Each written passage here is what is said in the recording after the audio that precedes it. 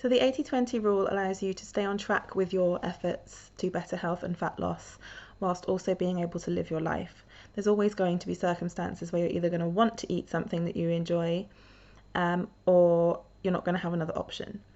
And so the 80-20 rule is about having 80% of your food consumption come from clean foods, and 20% coming from foods that you enjoy. So if you've got a birthday, Christmas, dinner out with friends or family, then you're not going to have to fear that you're going to ruin your results.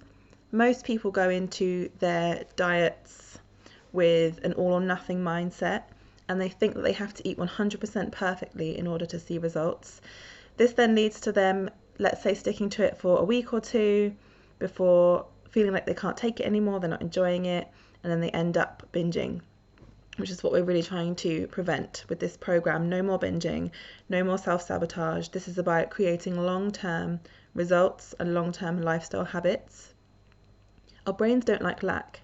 And so when you try to say, I'm never going to eat whatever your favorite food is again, then you're going to become obsessed with it. It's all you're going to be able to think about, and you're not going to be able to stick to it. I'm sure you've probably experienced this pattern before.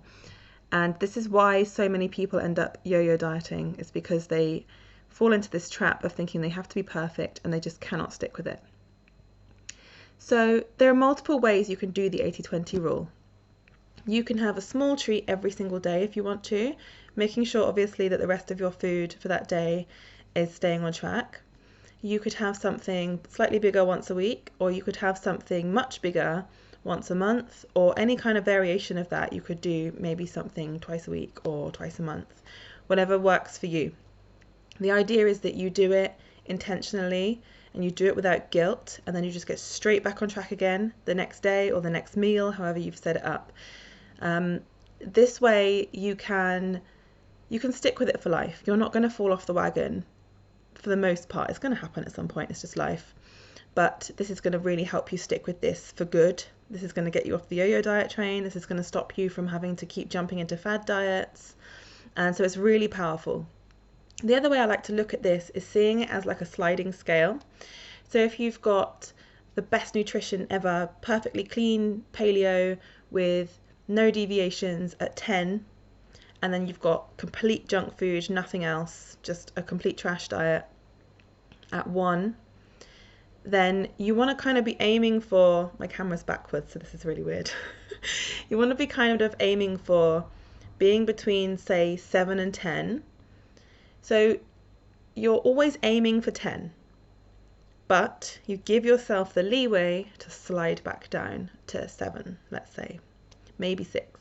You want to give yourself that room, but you're always aiming for 10. This means if life gets in the way, you have a stressful period of time, you can always be looking, well, where am I sitting on the scale now? And how can I jump up just 1 point or 2 points just to get that closer to 10? So there are going to be periods of time in your life when maybe you do fall completely off track. Maybe you're going through something really stressful or a traumatic event, and you just, at that point in time, you're literally in survival mode. That happens to all of us. It's really important that you don't beat yourself up when that does happen.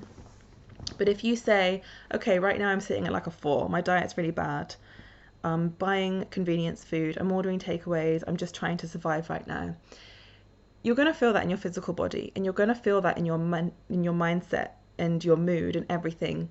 Once you've experienced health, when you've lived like at 7 to 10, you really know then what it feels like to be healthy. So as you slide down the scale, when life gets in the way or whatever happens, you are going to notice it, and you're going to be able to say, all right, I'm sitting at a 4.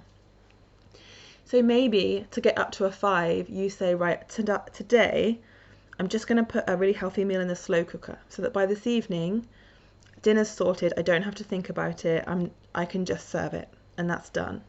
Or I am just going to push myself to cook a healthy meal tonight. Maybe you just do 1 healthy meal a day. Whatever it takes to bump you back up the scale closer to a 10 is going to help you focus on health without completely overwhelming you. And then when life becomes a bit more sane again, or when you feel like you're in the right headspace, you can start pushing yourself closer and closer back to 10. But there's always that wiggle room. If I was to say always aim for 7, then your wiggle room would take you down to like a 5 or a 4, and that's where you're not really taking care of yourself.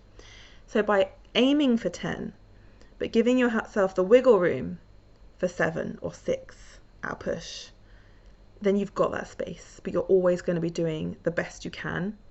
So that's why we're not aiming for 7 or 6, because then your wiggle room is taking you down into not healthy choices. So I hope that all makes sense. Read the accompanying PDF because that explains it in much more detail, it gives you more examples, and let me know in the Facebook group if you need any help. I'm always there to answer questions.